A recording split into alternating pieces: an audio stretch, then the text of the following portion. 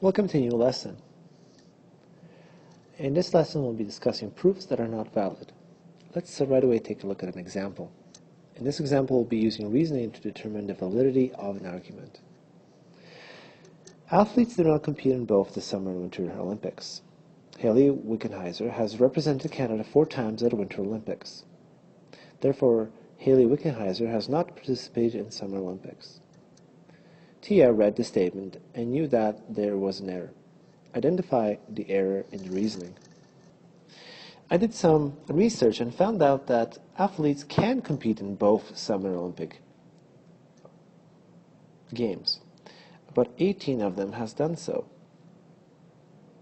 So this statement is invalid.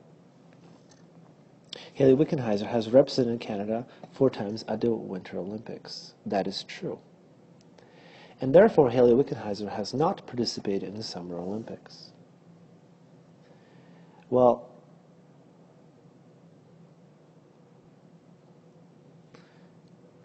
this conclusion is false, because the first statement was false to begin with.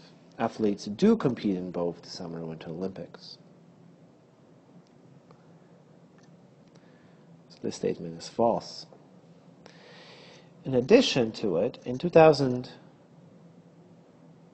Olympics, Haley played for softball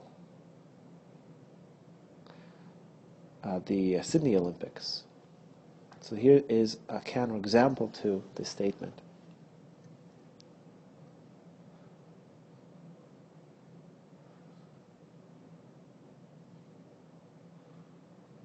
Therefore, the conclusion was false because the first statement was false, and Haley played in 2000 Olympics in the sport of softball. Let's take a look at the next example. In this case, we'll use reasoning to determine the validity of a proof. Bev claims that he can prove that 3 is equal to 4. Here's Bev's proof. Suppose that A plus B is equal to C. This is his first assumption. This statement can be rewritten as 4a minus 3a plus 4b minus 3b equals 4c minus 3c. All he did in this statement was to say that 4 minus 3 is really 1. That's really is equal to 1. That's 1a. Same thing he did for b, 4 minus 3, and the same thing he did for c. 4 minus 3 is 1. So really we have 1a plus 1b is equal to 1c. That's still correct. So there's no issues with this part. The next part was that 4a plus 4b minus 4c equals 3a plus 3b minus 3c. So what he did was that he regrouped a's and b's away from each other. So he grouped all the 4's on one side of the equation and the 3's on the other side of the equation. And that is also correct. We do this by adding 3a to this side and this side. We do this by adding 3b to both sides of the equation. And we do this by subtracting 4c from both sides of the equation. So that is also correct. The next step, as you could see, we could divide or factor out a 4 from each side of the equation, from one side of the equation, and then a 3 from the other side of the equation. That is also correct. But then somehow we found out that 4 is equal to 3. A plus B got eliminated. And the way that he eliminated this, so we're just going to rewrite that second last line.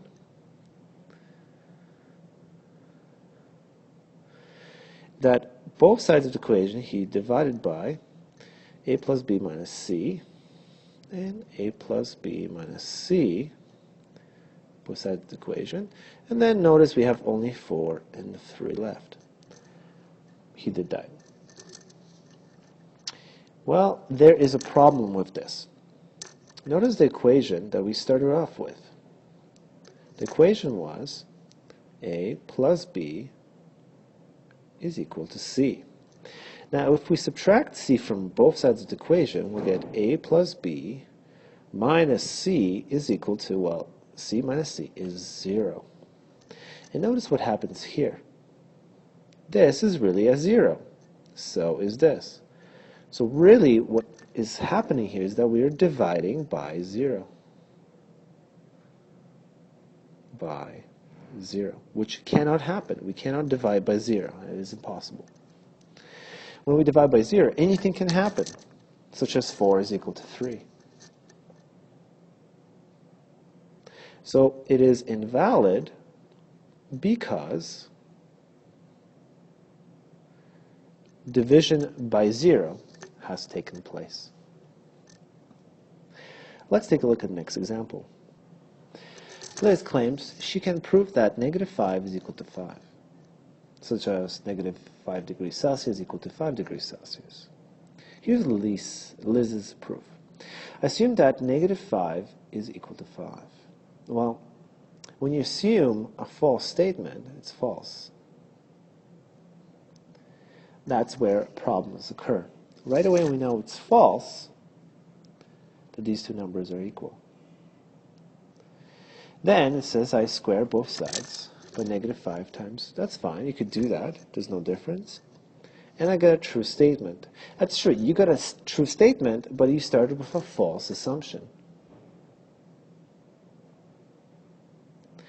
And then this means that my assumption, because what I did with the equation is equivalent, that negative 5 is equal to 5. It must be correct. So this is called circular reasoning. Now circular reasoning has resulted from the steps because we started with an error and then ended by saying that the error has been proven is arguing in a circle. So we have an error when we started with. We did some manipulation and we say, oh, error is correct. Well, we can't do that. So the reason why this assumption is wrong is because the argument was built that the assumption was not valid. The assumption is not true because we started with a false assumption. There you go. The argument is not valid because we started with the wrong assumption. Let's take a look at the next example. Jose is trying to prove the following number trick. Choose any number, add 3, double it, add 4, divide by 2, take away the number you started with. Each time Jose tries the trick, she ends up with 5. Her proof, however, does not give the same result. So let's take any number you wish, and let's say we start with 10. Then add 3, then we'll get 13.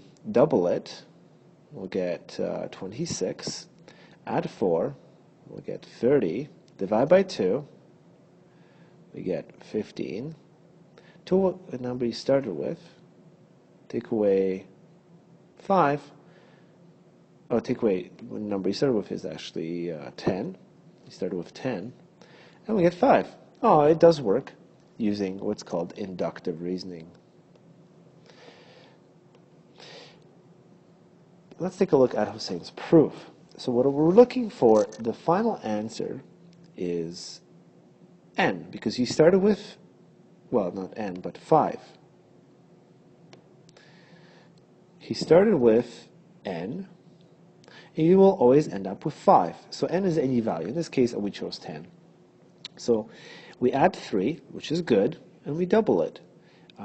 So n plus 3, if we double this, we have to expand, and we get 2 times n, which is 2n, plus 2 times 3, which is 6. Well, that works. Now we're going to add 4.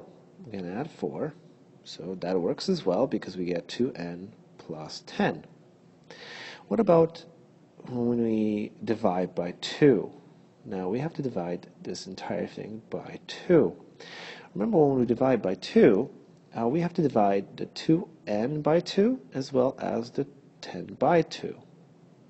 So we get n plus 5. But notice we get 2n plus 5. We got that instead, and not that. So use the question mark. So this is what happened, is that we started with 2n plus 10. We divided by 2, but the Hussein, he divided only 10 by 2. So we get 2n plus 5. Then the last step was to subtract the first number, and he would get n plus 5.